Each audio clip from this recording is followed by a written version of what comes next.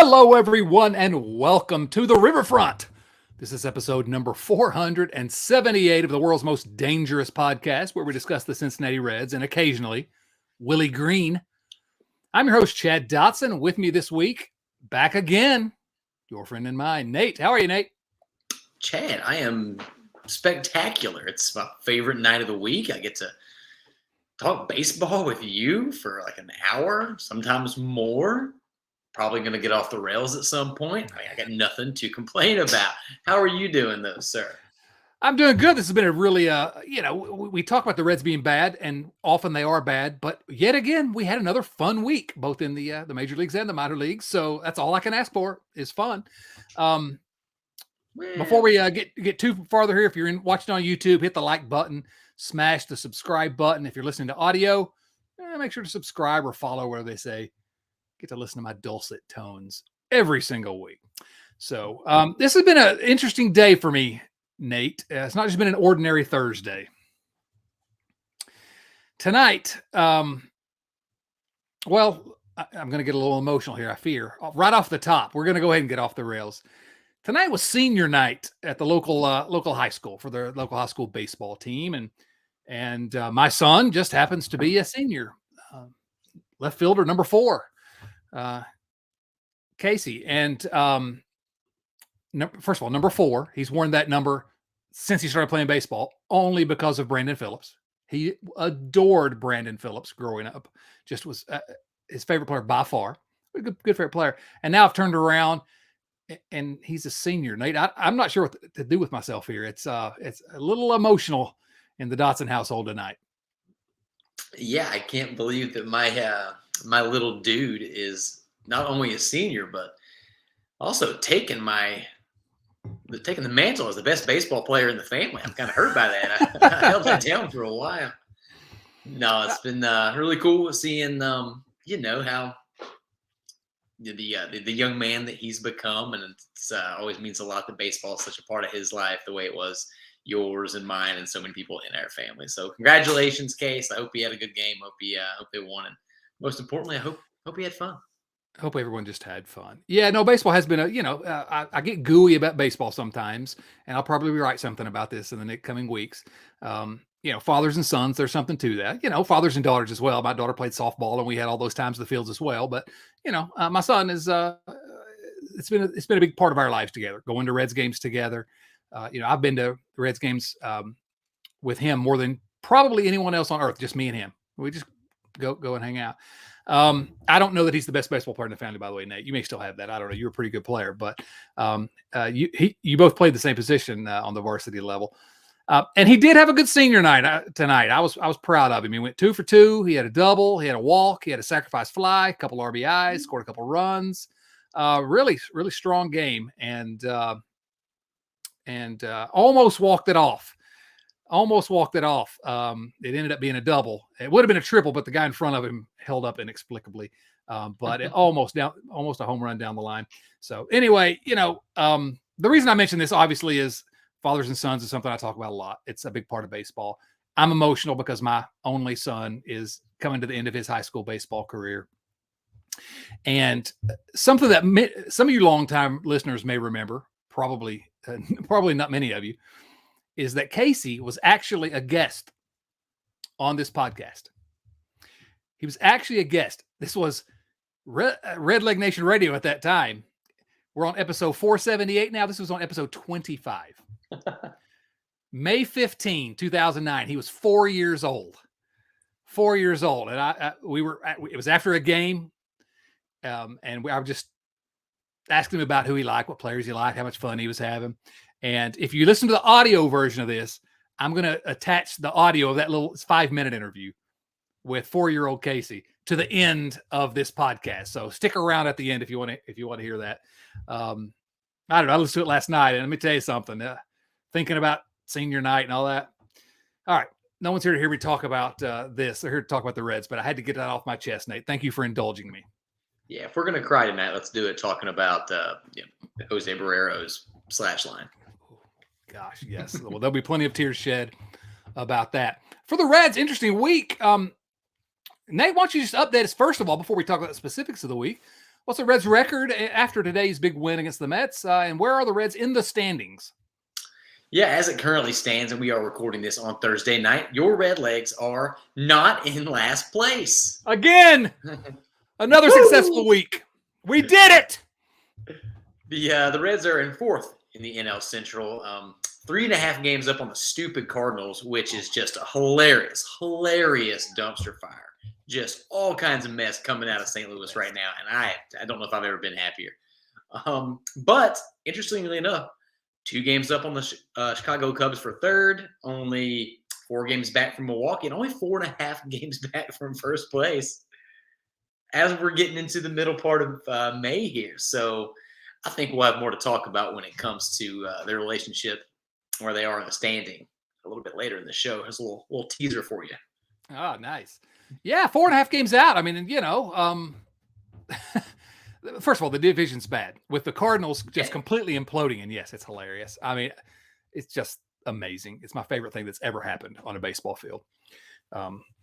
But yeah, that means the division, everybody's like, oh, the Pirates are great. The Pirates did embarrass the Reds earlier this year, but the Pirates, they've come back to being the Pirates a little bit. And so, I don't know. We'll talk, as you said, we'll talk about that more. But this week, the Reds lost 2 out of 3 to the White Sox.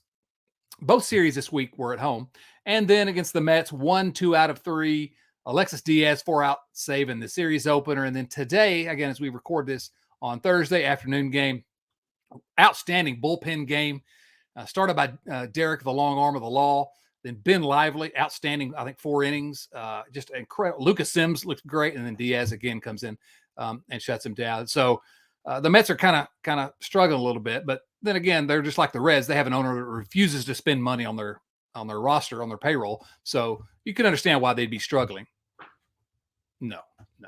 They spent all kinds of money and they still got smacked around by your Redlegs. So a 500 a week at home, but a lot of fun games. Games were, except for one game, they were close. They were entertaining. I don't know. I'm happy with this week.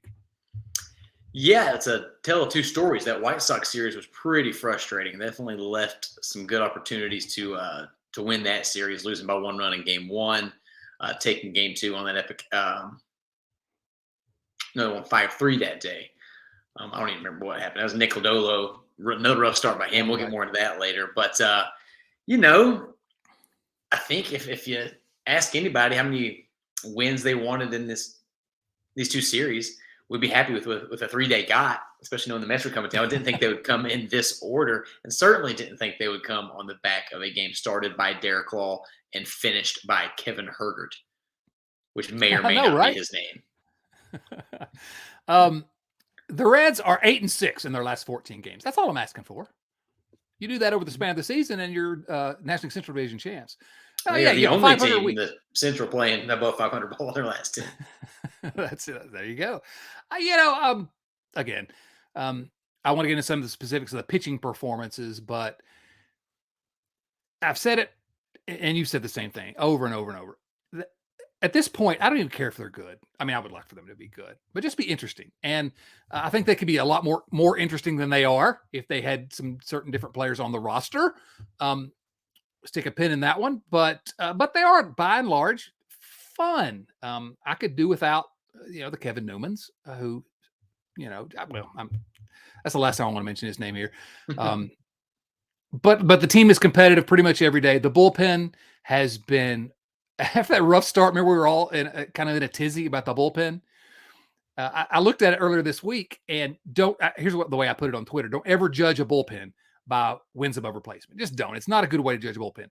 But the Reds had the 4th best bullpen in the majors by Phil Fangrass wins above replacement. But today, the bullpen game, if you'd have told me earlier in the year that it had a bullpen game that worked out this well, I wouldn't have believed it. So, again, there are some things to be optimistic about, but most of all, it's interesting. It's fun, even if it's not good. Yeah, there's a reason to tune in just about every night, but this is kind of the source of my frustration right now. And that's why we clamor so much for them to at least try to field a major league capable roster every year. Even when you're rebuilding, you can still do better than what Nick Krall put together, or he was allowed to put together, however you want to phrase that. Yeah. you never know with baseball. Weird stuff happens all the time. The Giants 2 seasons ago weren't as good as their record, best record in the National League, and no business. It's such a random game that you have moments, you have seasons when an entire division sucks. Well, that's what's happening right now, and it is not crazy to think that if the Reds had just a little bit more talent on that major league roster, they could be contending for a division championship right now, and it's crazy to me. Yeah. No, it's just, it's sort of this thing that I think about often, which is, yes, I would like the Reds to be, the Yankees. I would like them to be competing for championships every single year. But really what I actually want, just because I like watching baseball, and I like when the Reds are competitive and the games are fun to watch. I don't have to have championships. Championships are hard to get. I think back to that team 2 years ago that went 83 and 79 back in 2021. If the Reds were, aimed to have again, no one is going to agree with this, but if the Reds would just aim to have an 83 win team every year, they're going to be fun to watch most of the year. They're going to be competitive most of the year. Some years you're going to get lucky and you're going to win 88 games, but at least you're just not a laughing stock. At least you're competitive. And that to me, and the Reds are not that far from being that sort of slightly above average team. They could be. And, if everybody pans out, or even just some of these kids pan out, they could be there in a year or two. But it's just frustrating. Why can't you just do it? Other teams do it. Just do it. Just try. You don't have to necessarily be a championship team. Just try to be competitive. That doesn't seem too much to ask from a professional sports franchise, but it is too much in Cincinnati, I fear. So, yeah, apparently so. How about we talk about, as a way to kind of talk about some of the games this week, how about we break down, as we do every week, the big three? Hunter Green, Nick Lodolo, and Graham Ashcraft, sort of our weekly update every week. Let's begin with Hunter Green. He started against the Cubs on May 5th, 5 2/3, 5 earned runs, 7 hits, struck out 7, only walked 1, but he took the loss, dropped to 0-2 on the season, gave up all 5 of those earned runs. Looked really good early, and then, it fell apart a little bit. He pitched against the Mets in the middle game of the series, took the loss again, so he got 2 losses this week, dropping him to 0-3 on the year. But 5 innings pitched, couple of runs, gave up 6 hits, 4 strikeouts, 4 walks. That was the big issue there. But so not a perfect week by any stretch of the imagination for Hunter Green. But you know what? He's 3.69 ERA through 8 starts, ERA plus 131. I have zero complaints about Hunter Green at this point. He's 23. I'm sick of seeing people that are upset when he gives up a home run or when he doesn't go more than 5 2/3. But so not a stellar week, but another week of growth for Hunter Green's the way I would put it. Any thoughts about Hunter? Yeah, I was really encouraged by his game against the Mets on Wednesday. It was a loss. He didn't have his best stuff. He only had those 4 strikeouts. 3 of them, I think, were in the first inning. So he was battling without his best stuff all day. Still put together 5.1. I think he could have gone longer. I think they should leave him in longer. We need to see these guys battle through, work through some stuff so that they're ready when the time comes. But, we're hoping to see progress. We're getting it. I found it interesting that he is going back and forth with this changeup, with attempting to make the changeup part of his repertoire. He used it twice 3 starts ago, 6 pitches 2 starts ago, and then back to only twice yesterday as we're recording this. So I'm really going to keep an eye on that. I think he needs that 3rd pitch to sort of become the guy that we all think he is. But you said something, and you hit the nail on the head. This conversation on the interwebs about people being upset and disappointed in Hunter Green has really ramped up lately. I can't figure it out. Seems like it blows my freaking mind.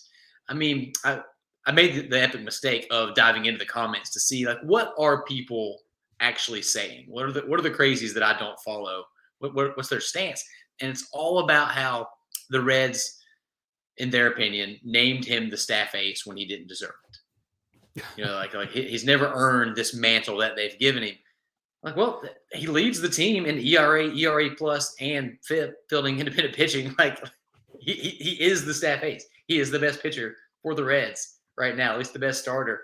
I don't know what else you want out of an 11-year-old. The guy has been lights out. He's a top 30 pitcher in all of Major League Baseball, and he's so young. Settle down, people. Give him a break. Hunter Green's awesome. Enjoy the ride.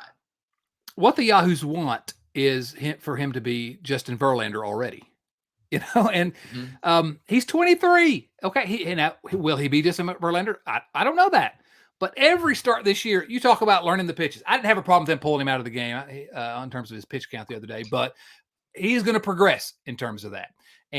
But every game, you see him working on things. This is just a growth year. It's just a growth year, and he's doing it against the best hitters in the world. Lay off that guy. Very, very pleased with Hunter Green. No issues with his, although it wasn't a dominant week, no issues with his performance. You briefly mentioned Nick Lodolo, and we have to have a conversation about Nick Lodolo because I think it's probably time for the Reds to cut bait and either trade him or send him to a single A or something. I don't know, or just for assignment. Versus the White Sox on May the 6th, 3 2/3 innings, only gave up 3 runs, but was not particularly effective. 6 hits, struck out 3. That's a recurring theme. Strikeout numbers have dropped after that great start. Only walked 1. In his last 4 games, he's thrown 17 1/3, ERA 10.38, 20 strikeouts to 4 walks, which is a good ratio, but his strikeout numbers have kind of not cratered, but dropped. 32 hits allowed in those 17 1/3 innings. So he's not fooling anybody. Batters are hitting .405 against him. He's allowed at least 3 runs in each of those 4 starts. Hasn't thrown more than 5 innings in a game in, what is today? It's almost a month. It'll be a month Saturday since he's thrown more than 5 innings in a game. His next start was pushed back from today. That's why we had a bullpen day today to Saturday due to left calf soreness. You think it was his calf, or do you think he is a farmer? Oh, hold on. Moment of silence here for the dearly departed Kyle Farmer. FarmersOnly.com right here on the riverfront. And glad to see Kyle Farmer, by the way. Scary injury he had. Glad to see him back in the lineup for another team. But what do you think about Lodolo? Are you ready to give up? Not sign him to a contract extension? I have, I'll say I've been higher on Nick Lodolo than I am today, but not much. I'm not worried about the guy. This is a rough stretch, and we say it on here all the time. That's young pitchers are going to go through them. His particular rough stretch is a pretty rough brand. I mean, it's been real bad. He's getting barreled. His barrel rate is almost twice MLB average. That's not good. But there's still a whole lot of red on his Baseball Savant page. Go take a look. The stuff is still there. It's just, it's a location thing, is what it seems like to me. And one of my favorite stats is WHIP, walks and hits per innings pitched. It's pretty simple. How many dudes are you allowing to get on base every inning? And his is at a robust 1.748 right now. So he's allowing almost 2 batters an inning to get on base. You can't sustain that.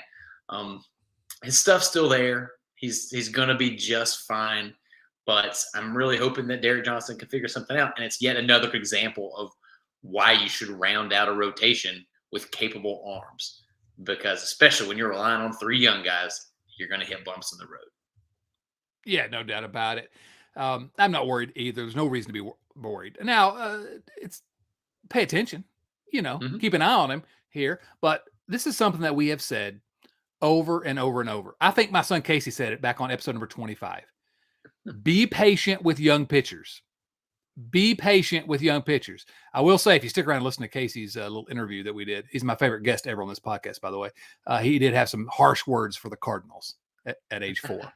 So that kid's been raised right. Let me just tell you that, as we say it down here in the Appalachian Mountains. No, I'm not concerned. This is what happens to young pitchers now. But the question is, can he? This is something else we talk about all the time. Can he adjust? Because again, you're hitting the guys that are in the batter's box drive Cadillacs too, as they say. Okay, these are the best hitters in the world. They're making it. They've made adjustments now to what Lodolo was doing. So now Lodolo has to adjust. It's this constant cat and mouse. These are again, I can't stress enough. This game is so much harder than most of you realize it is. and these guys are playing at the highest level. And so Not worried about Nick Lodolo, but I'm interested to see how he adjusts and how he learns from this, and that will make the determination as to whether he's a competent big league pitcher going forward, or if he can make the leap to a star big league pitcher. I still think he will be. Kirk Casale. By the way, I like Kirk Casale. Can I just say that? I like Kirk Casale. Yeah. Because he's a pro. I mean, that guy is just a pro. All these guys are pros, but he had some interesting comments. He said about Lodolo, it's about making that breaking ball more consistent, eliminating the back foot ones and the ones that stay out over the plate. Somewhere in the middle of that is the zone for him. Nick still has wipeout stuff. He's been attacking pretty well for the last couple starts. It's tough to replicate those 12 strikeout games he was having. That's not going to be the norm. We'll make the most out of any given day and stay the course. It's still May. He's healthy. That's important. He'll only get better with reps. Now, some of that maybe is Casale using cliches, but on the other hand, Casale's a veteran catcher, and I think that's a pretty good assessment. Do you want to keep talking about Lodolo in order to vamp to keep from talking about the next in the big three, Nate? That's my question to you today, or do you want to go ahead and dive right in? What are you talking about? Your boy Graham Ashcraft.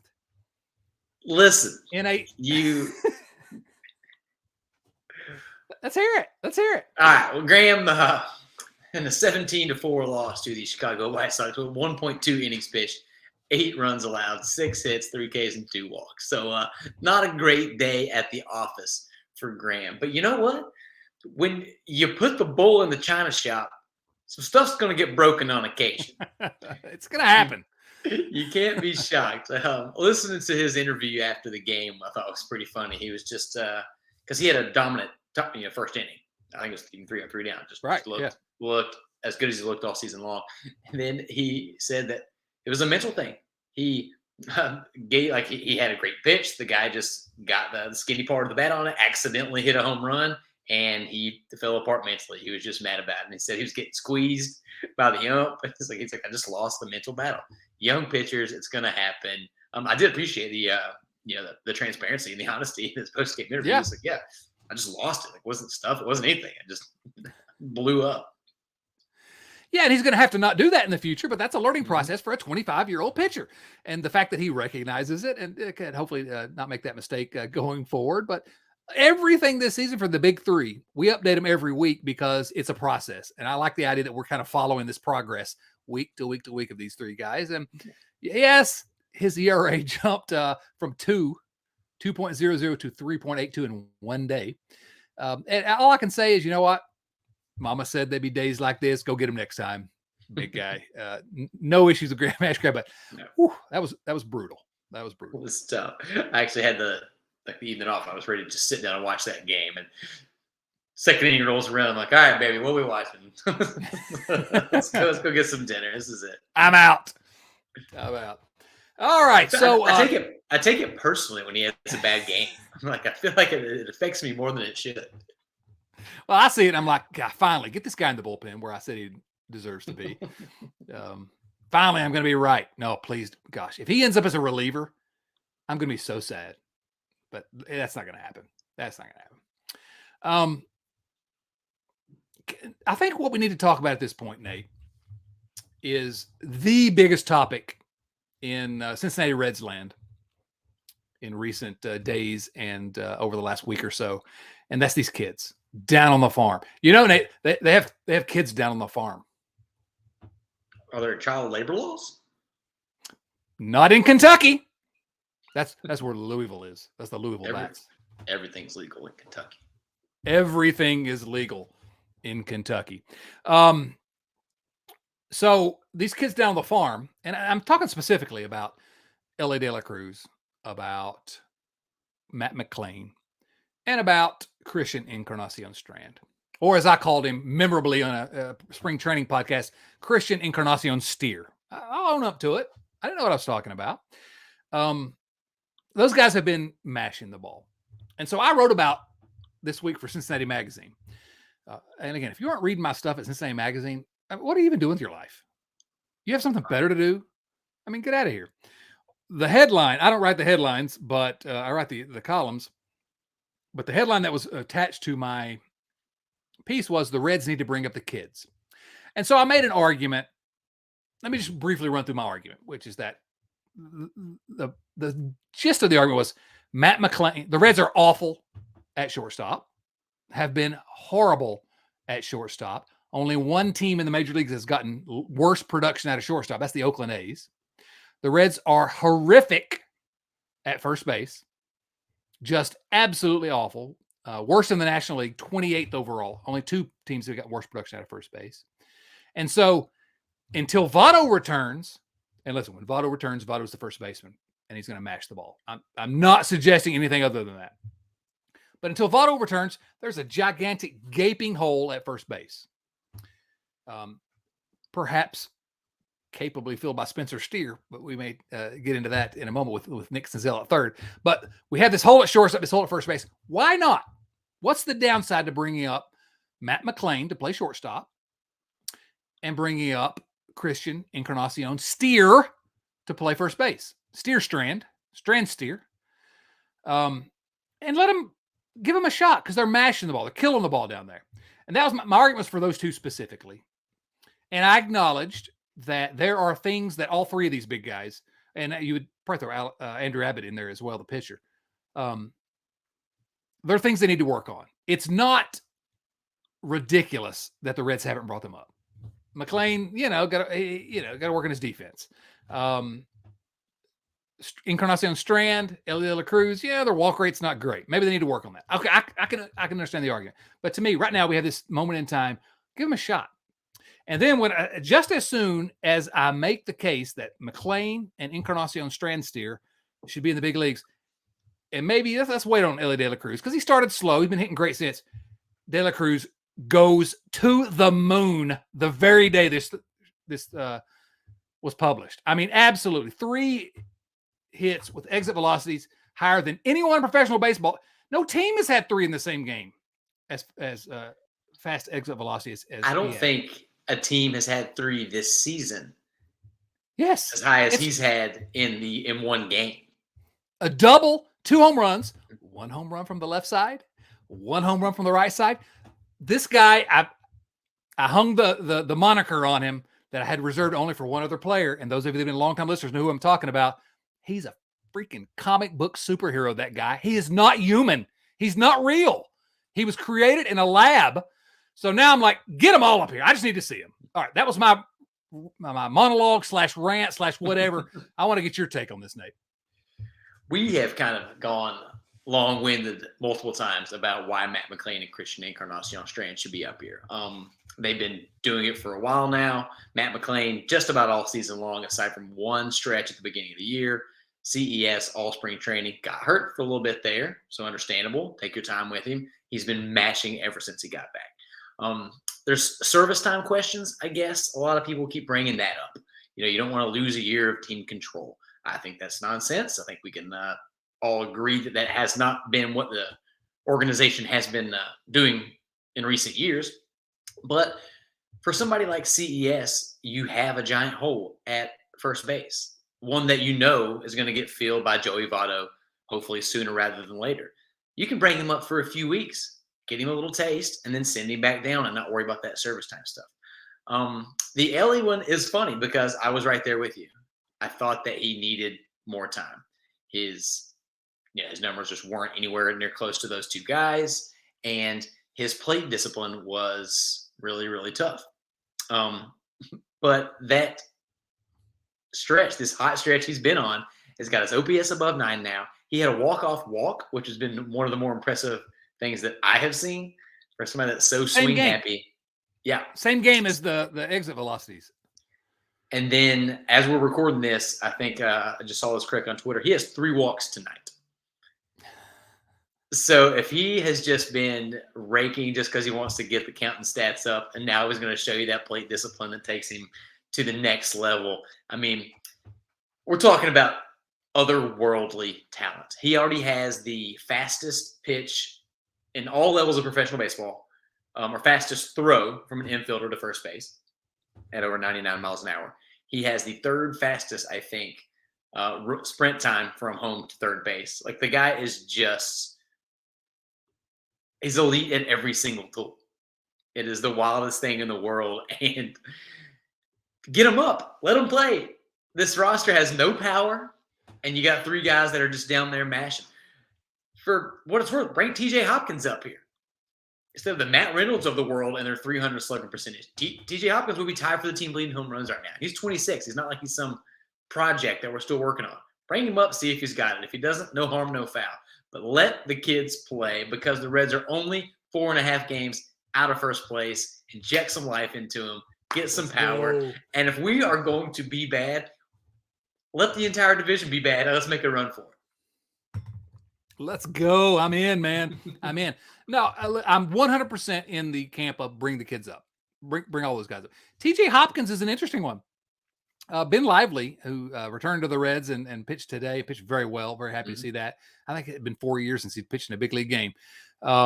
He said that's a guy to watch down there. I mean, these other kids are great, and you're right, 26 is not a prospect, but can he be a guy that can help for the next 2 or 3, 4 years? Well, maybe. I don't know. Let's find out. Well, when your offense is putrid and the Reds' offense is pathetic, one of the 3 or 4 worst in the entire major leagues at just about every metric, why not bring these guys up instead of giving it bats to Matt Reynolds, Henry Ramos, and Kevin Newman?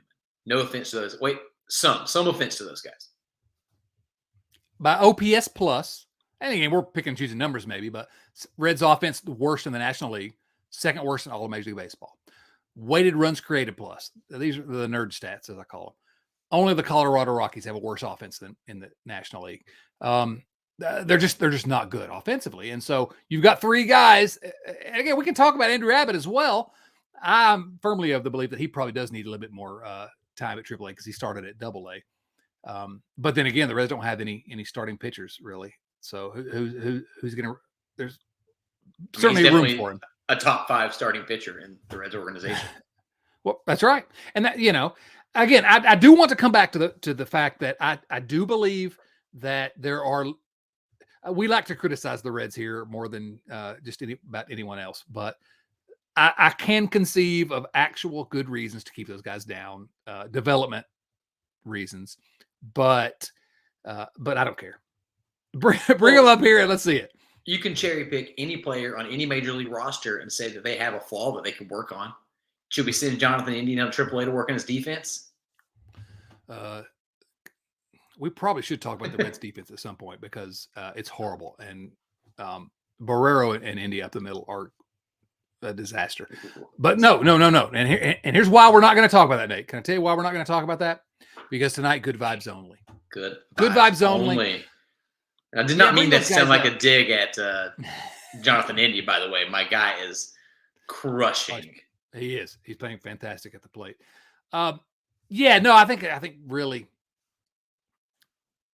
if there are things you need to work on, it's sometimes more difficult. I've talked several times tonight about these are the greatest players in the world. So maybe you don't want to try to develop against the best players, but at some point you're going to have to. You can't wait until they're fully developed to bring them up. You got to bring them up and let them develop more if they're going to be legit players. So I'm ready. I just cannot believe what we're seeing at Elly De La Cruz. Let me just briefly mention, because you just barely touched on it, the service time stuff.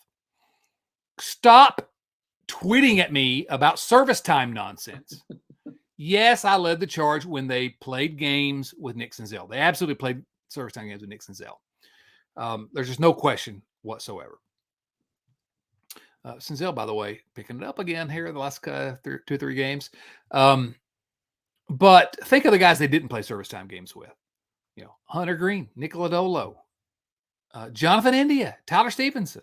They're not playing service time games with these guys. And with the new CBA, the date has already passed this year by which they get another year of team control.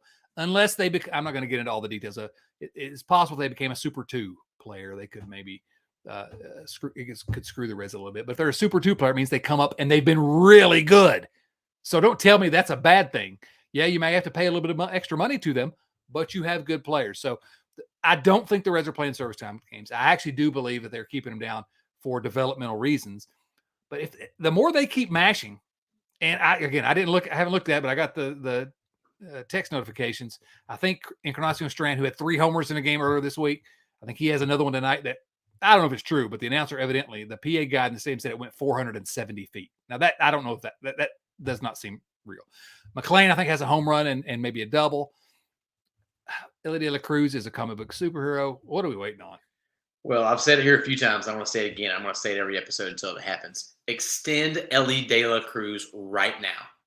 Give him $50 million. Give him $100. Whatever it takes to sign him to a long-term deal right now, a la Ronald Acuna in Atlanta, and let's just keep this guy in a uniform because you take that risk. This is a once-in-a-lifetime, generational upon generational talent right now. Lock him up. Keep him in red for his entire life. No, I think that would, more than anything else the Reds could do, that would be the one thing that would get me to say, all right, I'm in. I'm all in on Nick Krall. I mean, yeah, he does dumb stuff. We get crawled sometimes. But if they would do that, that would be the smartest move the Reds have made. I don't know when the last one was that I would say was this. I mean, that's not going to happen. But yeah, even before he makes his debut, buy out 2 years of free agency for him. Buy out all of his arbitration years. Buy out his whole career. Sign him to a 20-year deal. Do it. Let's do it. One last thing on the prospects before we move on. Have you noticed this little burgeoning bromance between Elly and Matt McLain? I have not, but I'm excited to hear about it. They have like a little post-win celebration where McLain comes like slam dunks the baseball into Elly's arms. There's a bunch of pictures floating around right now from the last few days, and like, find you somebody that looks at you the way Elly De La Cruz looks at Matt McLain. Like they seem to be buddies, so I cannot be more here for this little buddy cop saga.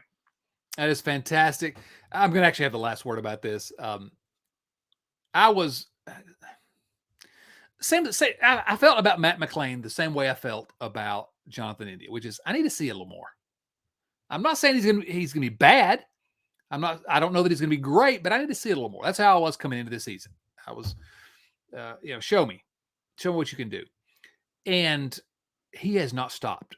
I mean, Encarnacion-Strand steer, 15 games, that's his 16th game. Elly De La Cruz, that's his 18th game. So, okay, they were injured to start the season.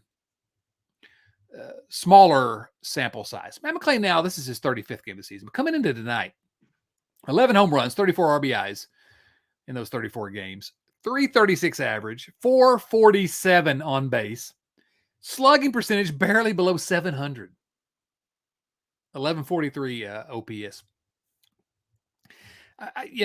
Yes, there are maybe some questions about his defense at shortstop, but you know what?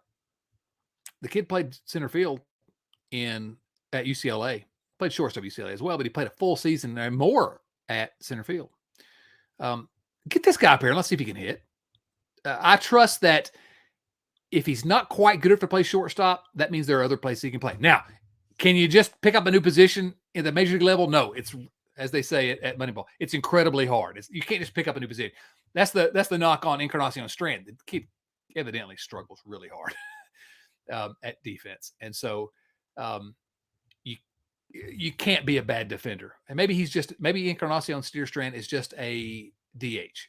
I don't know, but I want to see him hit up here because all spring long and now all minor league season, he's just done nothing but mash. I just want something interesting. So anyway, we've gone way too long on all that, but anything else you want to say? Keep an eye on that walk to strikeout ratio there for Matt McLain. 23 walks to 31 strikeouts in the season. The guy's he's showing it all. No, he offensively he looks as good as just about anybody. 34 games is still a small sample size, but he has looked as good as anybody in years. 447 on base percentage. Just the guy has a clue at the plate. 23 walks. He had like a 1 for 22 or like a 1 for 22 stretch early in the year. Yeah. Like, take that out. I know, right? Can you imagine? Matt McLain has 23 walks, Nate. I got a trivia time. Only one Louisville bat has more walks than Matt McLain. Only one. Can you name who it is? I'm not going to pull up the stats that I have open in a separate window. I promise. Honor system here. We're on the honor system. Chucky Robinson. It is not Chucky Robinson. Jeez. It is not Chucky Robinson, who, by the way, is having a pretty good season. He's hitting 425 down there on the farm. No, this player has 25 walks. McLain has 23. But McLain's played 34 games, and this player's only played 19. And he still has 25 walks in 19 games. Nate, jump back on the bandwagon, baby. It's Will Benson. It's my guy, Will Benson, who is a freaking superstar. 414 on base percentage at AAA. We will ignore the fact that he has a 177 batting average. But what an insane stat line. 177 average, 414 on base, 323 slugging. I don't know what's going on here, but I'm here for it. I meant to add this to the notes so we could cover this, but the Benson season is back, man. If he taps into the power that we know he has, the average was never going to be high, but the report on him was always he has incredible Joey Votto-esque plate discipline. So last year at AAA, he had a high contact rate and home runs came too. So we're thinking if he can be anywhere close to that, this is a really, really valuable piece. Well, he wasn't even walking for the first, 70-75% of the season so far. It was just bad. Well, he has found his eye again. He walked something like 20 out of 35 appearances or just something egregious. Like the guy's just down there seeing the ball really well, and it's awesome to see. But, it's strange. Only 2 home runs, only 3 doubles. He's not hit that, because he has light tower power. I mean, the guy can mash the ball. I don't know. There's 2 home runs and 3 doubles, but he only has 11 hits. Like almost half of his hits are for extra bases. Well, there you go. You got to get more hits. I don't know. I love me some Will Benson, and I always will. By the way, because I'm nothing if not just a shameless self-promoter. The service time stuff I was talking about, you would have already known about it if you'd subscribed to my newsletter. It's true. ChadDotson.com. It's so easy to remember. ChadDotson.com. It's on Substack. The Tesla guy doesn't let the links go out on Twitter anymore, but you can get all my my thoughts there at the Substack. ChadDotson.com. And my goal is by the end of the season, I'm hoping before September, I will convince Nate to actually subscribe to it. It's free. I don't know why Nate won't subscribe. No, whatever. I don't believe I almost read it once. You know who subscribed to it? I almost read this one. You ever watch these? You ever see these no laying up guys? Yeah. The golf guys. For sure. We've one of those guys subscribed to it this week. He and I have talked a little bit about it. He's a big Reds fan. So thank you. Big Randy? Big Randy. Yeah. Randy, if you don't know what no laying up is, go to YouTube if you don't know what no laying up is. Those guys are amazing. Hilarious, insightful. Also, open invitation, Big Randy. Come on the show anytime. I need to push him on that. He did it. He helped kind of pimp the billboard thing last year over there, which was good. Yeah, we need to get him on. He's a big Reds fan and really tall. All right, well, what's next on our agenda, Nate? How about just a quick run through some of the roster moves this week, and updates on what's going on. The Reds, this one surprised me. The Reds skipped Luis Cessa's start, and then they designated him for assignment when they called up Kevin Herget and Ben Lively. We don't need to go too deep into this because it's Luis Cessa. It's not like he's a superstar, but I still don't understand. Cessa has been a perfectly cromulent reliever. He was not a good starter. He shouldn't have been a starter. He wouldn't have been a starter for any other major league team. But what's the deal? I don't understand why you don't put him back in the bullpen. That one, I still don't understand it. Nate, do you have any insight? This one's got me a little hot. I don't have any insight, but I'm really annoyed by this. They did bang him out of the bullpen once. He had one bullpen appearance before they skipped his what would have been his next start and DFA'd him. They just used and abused the guy. They put him in a role that he was not equipped for in a contract year. When he's fighting for that next contract, they kept running him out there as a starter. Now I know he wanted to be a starter, but I would imagine that just about every single reliever wants to be a starter. They spend their entire lives starting. That's how it works. They go out there, put him in a position where he's almost certainly going to fail, never give him a chance to be in the right position, and then they just cut bait. They just send him on his way without ever giving him a chance to prove that he is serviceable at the role he's most equipped for. And what really gets me about this is that Great American Ballpark has a difficult enough time attracting free agents. Not a lot of people trying to rebuild their stock in Great American Small Park. So if we're going to have a more difficult time as a franchise attracting these kinds of free agents, maybe you should be known, get a reputation for treating your players really, really well. You think people don't talk? The word doesn't get around? Man, look what the Reds did to Luis Cessa. Should I really go play for them on a 1-year deal, 2-year deal? I don't know. It rubbed me the wrong way. I know that Luis Cessa is not going to change the trajectory of this franchise, but it just seemed like a nasty way of doing business that could have been easily avoided. I just don't. I don't get it. I mean, you're right. It's not going to change much at all. He's a relief pitcher. He's a cromulent relief pitcher. But the Reds don't have an abundance of effective relievers. He's 31, but this is his 8th year in the big leagues. Of the 7 years before this, he'd been either average or above average in 6 of the 7 years. I mean, really good in some of those years, including his first year in Cincinnati. He was when he came over in the midseason trade. And no, he's not a starter. Okay, he wanted to be, and I get it. But I don't know. This we used to have this thing on the interwebs back in the old blog days where everybody would get freaked out over the 25th man on the roster. Why in the world are they letting this guy on the big league roster? He's awful. And I'm like, it's the 25th guy. It's not really that important. It's the same with Luis Cessa. It's not really that important to the long-term success of this franchise. But I don't like it. It doesn't make any sense to me. No. He's at least going to be a reliable reliever. And here my voice is rising in decibel level. I don't, I'm getting more upset than I should be over something like this. Because I don't understand it, and I don't like things I don't understand, which is most of the world. I walk around all day long just like, I don't understand what's going on. And this is another example of that. Yeah. That one had me heated. So let's move on. Yeah, let's move on. Be awesome for somebody, Luis, and get your next big contract, because the Reds certainly didn't help you do that whatsoever. Didn't help yourself much. They did not. Yeah, and I don't know that he'll ever get a big contract, but he's a guy that you think could pitch 5, 6, 7 more years out of somebody's bullpen. And go look at his stat line, his career numbers on Baseball Reference. He's super valuable guy to have, especially when they got the rotation the Reds have that can't get past the 4th, 5th inning. Yeah, no, he's a guy. You like guys that can go 3, 4. Well, that's a great point. In the day and age that we have in baseball, I don't know. Again, we're making more of it. Luis Cessa is not a superstar, but he's a fairly effective, has been a fairly effective reliever. I don't know. Anyway, whatever. We wasted all too very, much time. Very odd. Speaking of the position in the rotation that Cessa was occupying, can we just say, as I said, I'm wrong all the time. Buddy, let me just tell you something. I was right about this one. Luke Weaver ain't the answer. And I don't know why any of you thought that Luke Weaver was the answer. 4 starts, 7.36 ERA.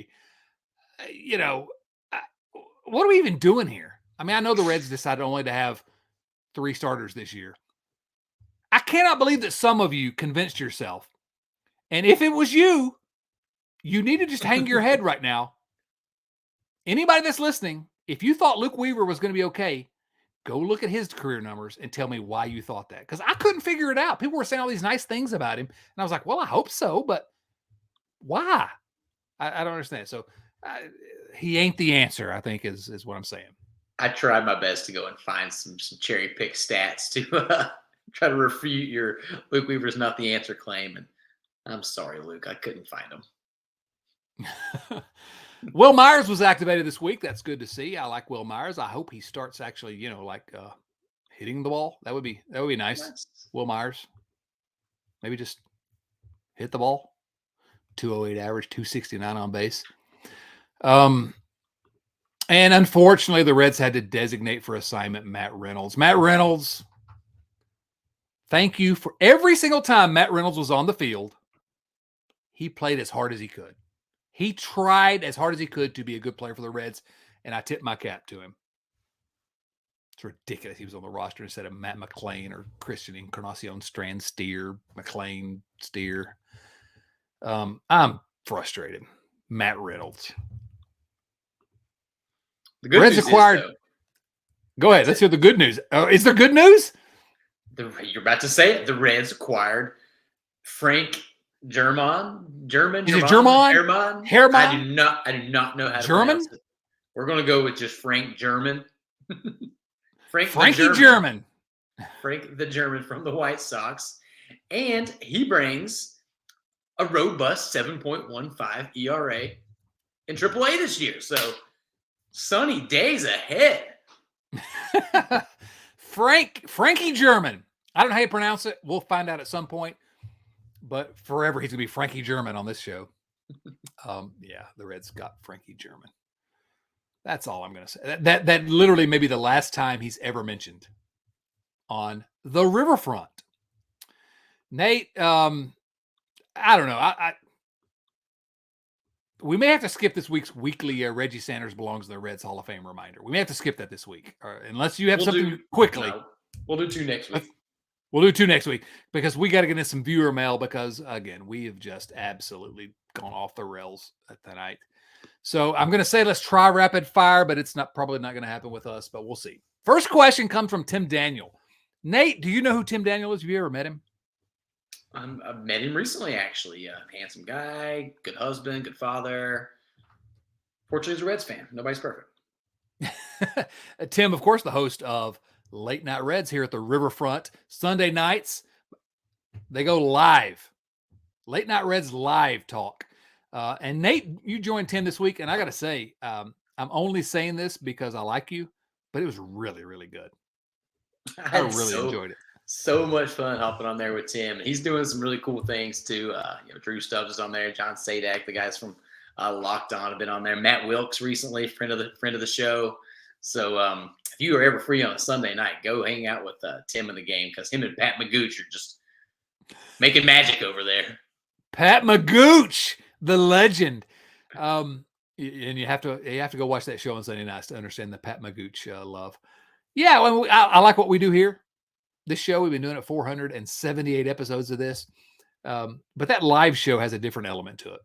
And it's really fun. Glad to have the Late Night Reds guys in the fold here at the Riverfront. Tim's question is this. Again, these viewer mail questions all come from our friends at patreon.com/riverfrontcincy. That's patreon.com/riverfrontcincy, where you too can support this crazy show. Should the Reds actually be buyers at the trade deadline? Tim, it wants to see the world burn by getting us to answer this question. Nate, should the Reds actually be buyers at the trade deadline? What are your thoughts? I think that they should have filled out a freaking MLB capable roster from the beginning. I don't know if they should be buyers. They should have just been spenders a little bit in the offseason. You're telling me there weren't any free agent placeholders on the market? Being real though, like if the Reds are only a couple games out, I'd rather trade deadline. I mean, I don't want them to trade any real talent, but go shore up some weak spots and see what happens. Bring the kids up first, right. Though. Bring the kids up first. Yeah, I don't know who you trade for this real talk because I don't want to give up anybody. Unless it's someone's going to be around for the next 3 or 4 years, maybe you trade some of the young talent. But no, the answer is no. They should not be buyers at the deadline. But Nate hit on what should have happened. The division is so bad. If the Reds had just filled out an actual big league roster before the season and not punted on like 7 spots on their opening day roster, they could be in the mix. I mean, they're only 4.5 out, and they've been largely bad this season. It's so frustrating. The Reds are 5 games under 500, but only 4.5 out of first. What if they were 500? Guys, we'd be having so much fun here right now. Although fun. We're having a lot of fun anyway. Elly De La Cruz just hit a home run, by the way. Oh my gosh. Yeah. In real time, these guys, just get them on the train. I assume it's a train that everybody comes from Louisville to Cincinnati on a train. Get him on the train to Cincinnati, please. Next question from our buddy Calvin Medcalf. Calvin Medcalf, Nate, is he has roots in Ohio, but he's from the United Kingdom. It's true. That's overlords of the Canadians. Exactly. Not quite Europe. Used to be. Not any longer. He has a question for us, Nate. Not baseball related, but I wanted to ask it regardless. With the coronation of our glorious OAP. Now, hold on a second. OAP. Do you know what that is? I Googled it because I was unsure and then I forgot, but I think it's like old age pension. King Charles III last Saturday. I wonder what y'all's favorite, and by the way, he spelled favorite in the British way with a U in there. Wonder what y'all's favorite movies about royalty are. Let's say top 3, and can be anything from The King's Speech to The Princess Diaries.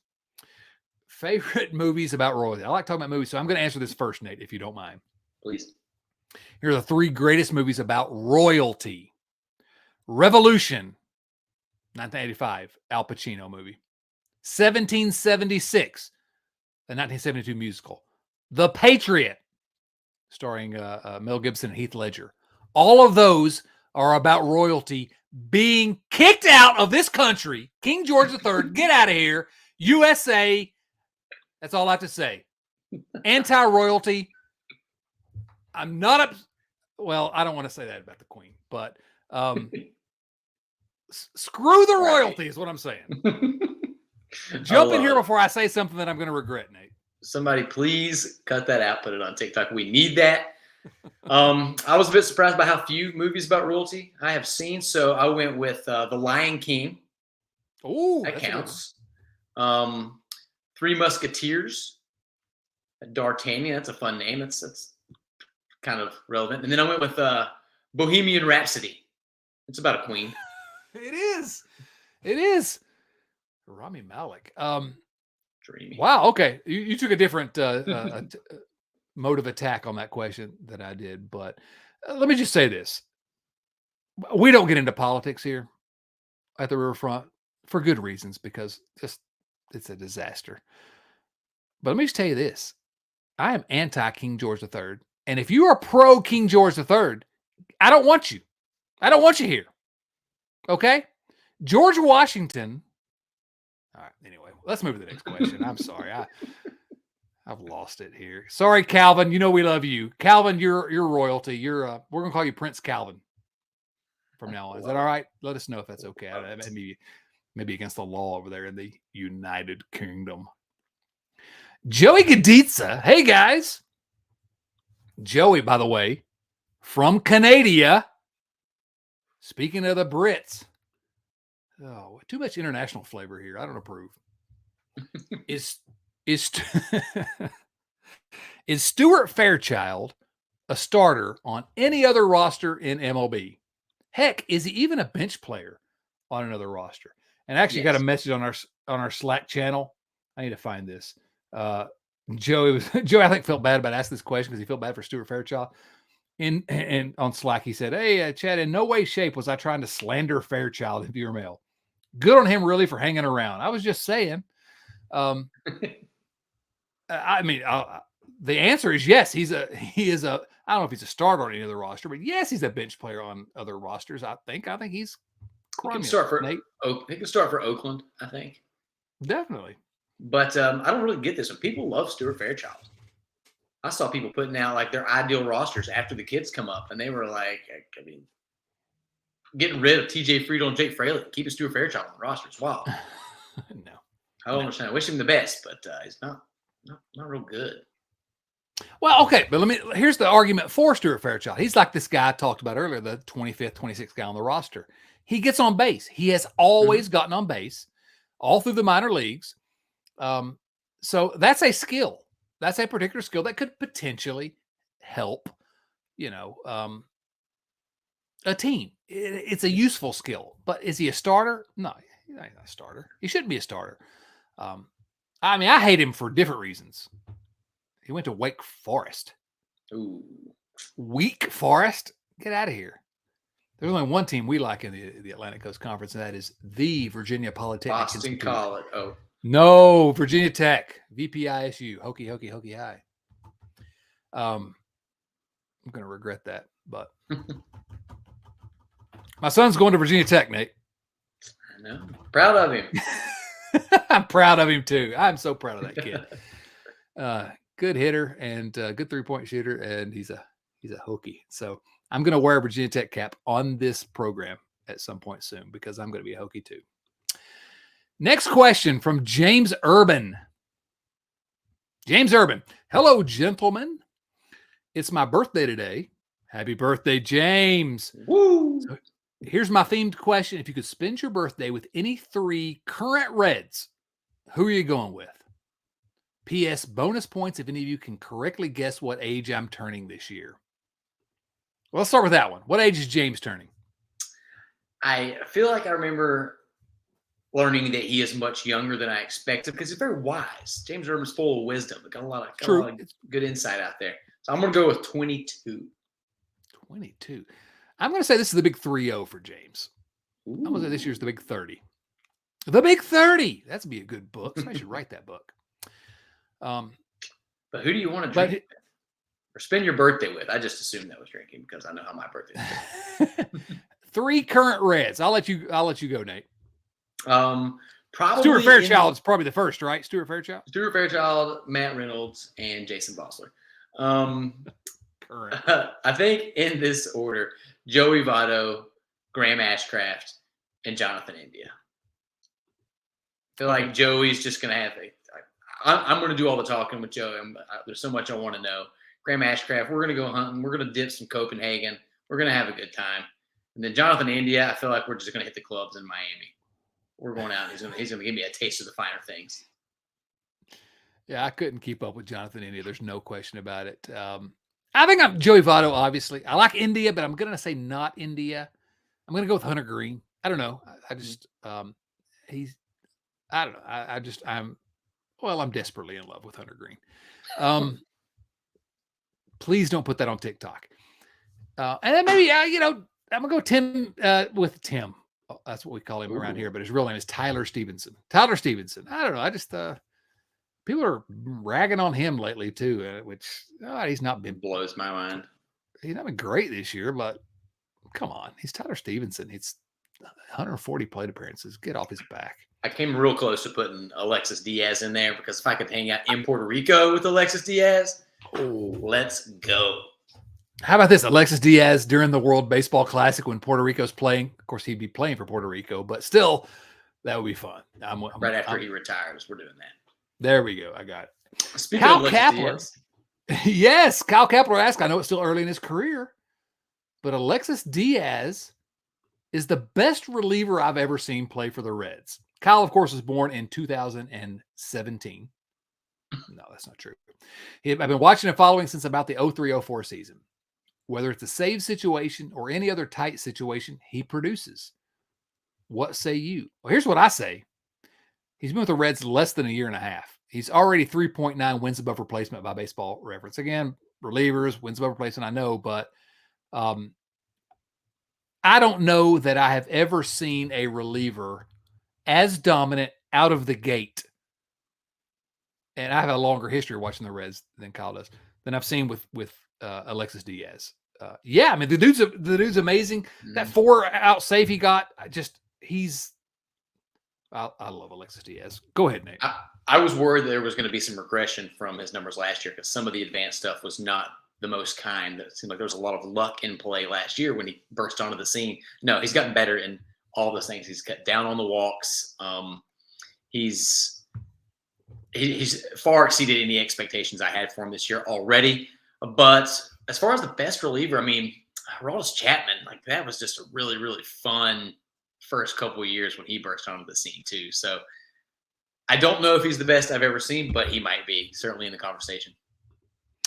He's in the conversation, but he's not the best. I mean, Aroldis Chapman, Chapmania at that time, whatever you think about Aroldis Chapman, that dude was just lights out. And if you never were able to be at Great American Ballpark when he came in the game, it reminds me of what we see with Alexis Diaz's brother when he's healthy for the Mets and the music and the pageantry. That's the way it was when Chapman came into a game. But that's not a slight on Alexis Diaz, who has been so good. I'm so happy to see him come in the game, and Kyle, enjoy him. Thomas Dennis asks this: Baker Snitker Roberts, Martinez, Cora, Hinch, Madden, Yost, Boshi, and Farrell are the last 10 managers to win a World Series. Only Boshi and Baker more than once. That's our buddy Dusty Baker. 99 and 2000 was the last back-to-back team to win. What role does the manager play? Is it analytics and game management, or is it the 10% mental athletes talk about, i.e. making a group feel they're better than anyone else? We could spend a long time talking about this, and you could go back in the archives and hear us talk about Dusty Baker a lot. I wish Dusty Baker were 30 years younger, because I actually think Dusty Baker is perfectly set up to be a manager in this current era for this reason. The most of the in-game stuff and the lineups and all that there's so much analytics that everybody's doing the same stuff. They all have the same numbers. It's less important than it was when Sparky Anderson was the manager. He had to make a decision when to pull a guy from the bullpen because they have their books and they have their computers. It's more important to me. It feels like to me, the guy that can get a team ready to play. And Dusty Baker's been great about that his whole career. Getting guys to perform at their highest. I don't think David Bell's particularly great at it. I don't know that he is, but I don't see any evidence that he's great at it. Good way to say that. So I would say that, it's more of the 10% mental that Thomas is talking about. This is a way deeper conversation that we're going to be able to have here tonight, but I'll let you dive in if you have any other thoughts, Nate. The only thing I'll add is that I don't know how to quantify the effect, but look over at our friends in St. Louis and how their manager just keeps throwing gasoline on that flame. It started with the Tyler O'Neill stuff early on, him beefing with umpires and refusing to shake hands, or the umpires refusing to shake his hand, and then this stuff with Wilson Contreras, which is mind-blowing. So it just seems like there's a baseline of decorum that a manager needs to have, and if you don't, it can have a really negative effect on a franchise. So I don't think David Bell has that, but I still think he should be fired because he gives Kevin Newman more at-bats than Jose Guerrero, but that's another conversation. That is another conversation. But that kind of is a similar answer to what I said, which is this: it's way less about in-game management and roster, manipulation than it is about some of the mental stuff and the behind closed doors stuff. And the managers that can maximize that are going to be the managers that are more successful going forward. It's no surprise to me that Dusty Baker finally got a World Series. Rich Thompson. Rich asks, barring injuries or being traded by the end of the season, who do you think will have the better offensive season for the Reds? A, Jonathan India. B, TJ Friedel. C, Nick Senzel. Rich loves his multiple choice questions. Nate, I think there's a pretty clear answer here. What do you say? First off, I want to acknowledge that I think this is 3 weeks in a row where Rich Thompson has had a fairly short question. We need to send somebody to Williamsburg and check on him. It's obviously Jonathan India, though, right? I mean, the guy is a walk and a home run away from a 3.45 slash line and a 900 OPS. I mean, he's been amazing. Wrong answer. Wrong once again, Nate. As usual. The answer is Nick Senzel. Nick Senzel breakout season incoming. Love it. That's what I want to believe. The real answer is Jonathan India. You're right. I want Nick Senzel to be the answer and Jonathan India to continue to get close to a 900 OPS. There we go. I'll take that. I'll sign up for that. Seth Shaner. One thing I heard recently was a concern of staggering prospects so they don't all hit arbitration and then free agency at once. It's interesting to think about, but isn't it best just to let things develop organically? Reminds me of concerns for outfield spots when Junior Dunn, Josh Hamilton, and an emerging Jay Bruce appeared poised to be vying for those spots. Within a year, only Bruce remained. I think we can answer this one pretty quickly. Yeah. We don't know who's going to, of these prospects, we don't know who's going to develop. We don't know who's going to actually end up performing. Just let it happen. Don't try to game the system. That's the service time game stuff that we were talking about earlier in some ways. Just let it happen. Nate, any other thoughts? I was told we were eliminating peaks and valleys. If the system's good enough, there'll be guys to come in and take their place. Exactly. Get crawled. Hash Brown get crawled, they say on the Twitters. All right, two more. Let's get them quick. Hooper Powell, our friend from Columbus. Do you anticipate the Redlegs continuing at the 3-catcher experiment the whole year? Yes, but they shouldn't. That's my answer. I've been hearing rumblings that they might be ditching it in the second half. I don't remember where I heard it or whether it's a reliable source, but I agree. Scrap it. Get it out of here. Yeah. Even though Luke Maley is crushing the baseball, like he's the best hitter on the team. He is probably the best hitter in the history of the Reds organization. 113 OPS plus in 30 plate appearances, but Exactly.